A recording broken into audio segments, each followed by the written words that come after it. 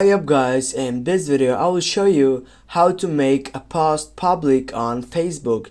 Firstly, go and open up your profile section by typing on your profile photo on the left upper side.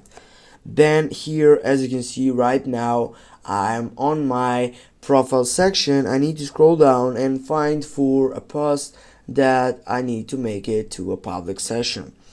Now I will go, for example, with this session, and if I tap on the three dots, I have options which are related to this side, and I need to go for edit privacy.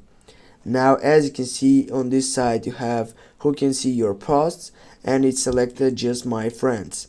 How do you go for public? Just by getting to the first selection by public. Click on that, then get it back, and need to take a refresh, get back again to that post, and here, as you can see, the post has been posted publicly. Thanks for watching guys. Don't forget to hit that like and share the video. See you soon.